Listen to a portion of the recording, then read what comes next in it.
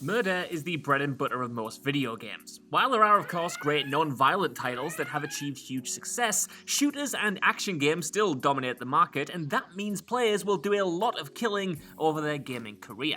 Of course, some developers make you think twice about pulling the trigger, and do find inventive ways to punish players for murdering with unique game overs or even unique set pieces. I'm Josh from WhatCulture.com, and these are 10 genius ways video games punished you for killing. Number 10, a demonic visage, Metal Gear Solid 5: The Phantom Pain.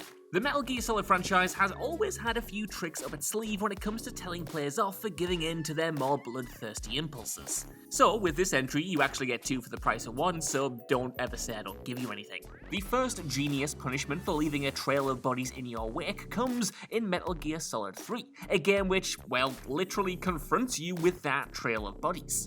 In this beloved Big Boss prequel, you encountered the Sorrow late in the game, a supernatural character who haunts you on a long trek through the spirit world. Here, you're confronted by the souls of the people you've killed who show up as ghostly figures. If you've been particularly trigger-happy previously, this can turn into quite the laborious sequence. Metal Gear Solid 5 similarly punishes players for killing people by awarding them with demon points. The more kills you rack up, the more demonic playable character Venom Snake becomes, and I mean this literally, as the devil horn in your head, in lore this is just a piece of lodged shrapnel, grows with the amount of evil actions you've accomplished. Number 9, Chaos Events Dishonored.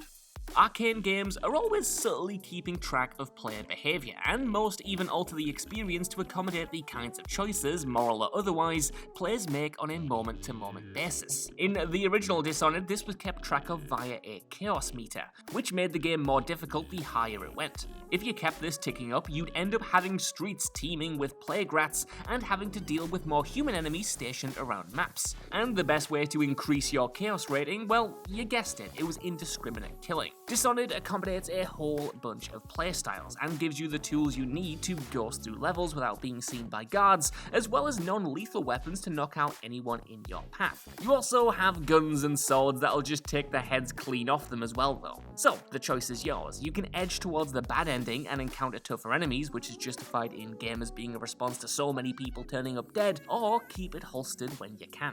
Number 8, Insanity, The Sinking City, and more. The Sinking City, of course, isn't the first game to have an insanity meter. From Eternal Darkness to Amnesia, horror titles often put the playable character's sanity at the forefront of the experience, with encounters with monsters and the supernatural taking their toll on the hero's mental well-being. However, nothing in The Sinking City depletes that meter quite like killing an innocent human being.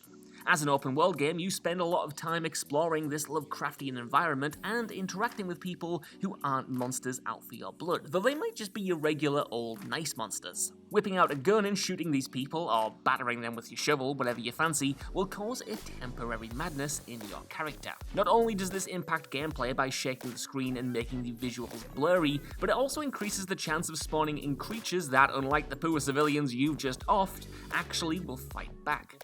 Number 7, Child Killer, Fallout. Even in games that stress complete freedom, killing kids is usually a no-no. In your sprawling sandboxes and killathons today, the younger NPCs all force you to put your weapons down, and you can see why.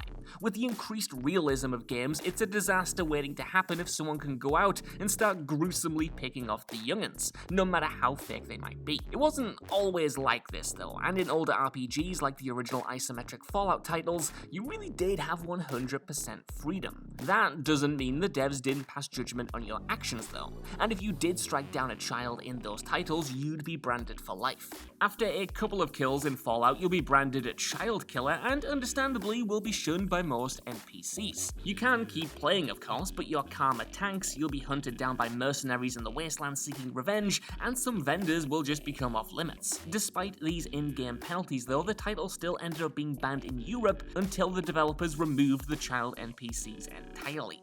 Number 6, Straight to Jail, Elder Scrolls 4 Oblivion. It's not entirely novel for games to punish you for killing, as you'd be punished in real life by being sent straight to jail. However, in a lot of titles, this is treated as more of a nuisance than a real consequence. In GTA, for instance, if you get caught, you just lose some money and are immediately kicked back onto the streets. The Elder Scrolls series has always treated crime and punishment a little differently though. Here, if you're caught for a crime, you'll be given a bunch of options. Sometimes you have to pay a fine, but other times you're confronted with with a guard who wants to take you straight to jail.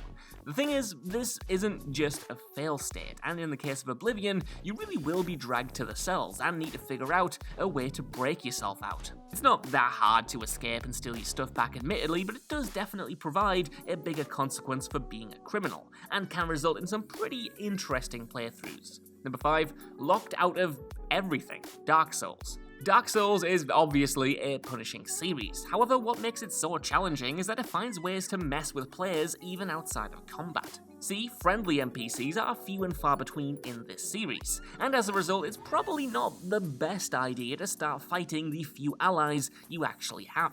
If you do decide to, say, behead the vendors, blacksmiths, and quest givers around the Firelink Shrine though, be prepared to pay a hefty price.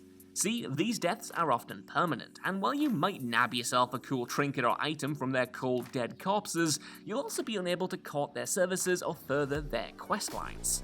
You're only robbing yourself of content if you actually kill them then, and the loss of some of these characters can be felt massively as the game progresses. Number 4, Krampus'S Revenge, Don't Starve. Don't Starve might be the most charming horror game you'll ever play. In it, you, try not to starve by surviving day to day in a harsh, spooky wilderness. During the day, you need to scavenge supplies and make sure you're ready for the sun going down, as deadly monsters come with that darkness. You're not entirely alone though, as the environment is littered with a variety of animals similarly just trying to get on with their day, though some do transform into monsters at night, but you can't really hold that against them. The game classes these creatures as innocents, and as such, killing them will increase a naughtiness meter. I mean, if you ask me, bludgeoning a pig to death is a little bit more than naughty, but it is what it is. Kill too many of these animals and you'll be put on the naughty list of one Krampus, who won't punish you by dropping coal down your chimney, but instead pay your camper visit and steal all your crap. Now you can fend off Krampus from throwing all your tat in his sack, but why would you want to go to the trouble when you can just be nice instead of naughty? Number 3, the Bovine Defense Force Initiative, The Witcher 3. For the most part, The Witcher 3 doesn't really care who you kill or do not kill. You're playing as a witcher after all, someone specifically raised to slay monsters first and ask questions never, unless it helps kill monsters more efficiently. Like a lot of open world games, this acclaimed sequel also has something of a hunting system. It's not too in-depth, but you can set out into the wild to stalk the animals you find, using their hides and guts as resources. Big or small, passive or hostile, the game doesn't really pass judgment either way, with the exception of cows. That's because some players found themselves in white orchards surrounded by cows and suddenly had a realization, a big, grinchy realization. They could cull the herd, sell their hides, and then repeat the process as soon as the animals respawned, giving them a cheeky money exploit. The devs cottoned onto this tactic and introduced the Bovine Defense Force Initiative, a system where a high-level chalk monster would appear and attack you should you kill too many of the cows in the area. This avenging demon wasn't easy, especially for low-level players just looking to make a quick buck. Number 2, Void Out's Death Stranding. Death Stranding's entire point is human connection. Unlike most AAA blockbusters, this was a game where you simply delivered parcels to people, with your biggest enemies being the rocks that you might twist your ankle on. Of course, there still were a few conventional enemies, including psychopathic porters so obsessed with deliveries that they'd attack you for your cargo on sight.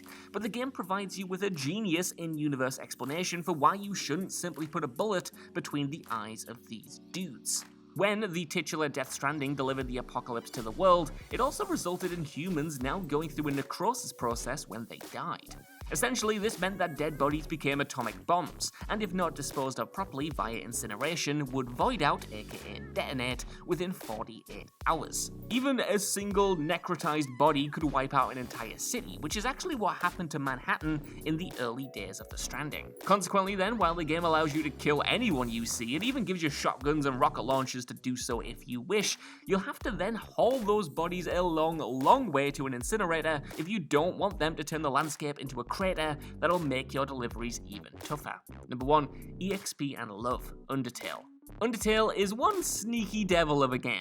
The side-scroller subverts your expectations every step of the way, right down to your assumptions of what its basic stats even stand for. See, as you play through the title and battle the various monsters along the way, you'll have the choice to not kill your enemies. The twist is, this is much more difficult than just killing them, and it also means you don't get EXP points and in turn, don't get the chance to increase your love, aka HP in this game. So the more you kill, the more you level up, the stronger you get. It's pretty basic video game logic, isn't it? Well, it is until the end where it's revealed that there have been real consequences to your murder spree.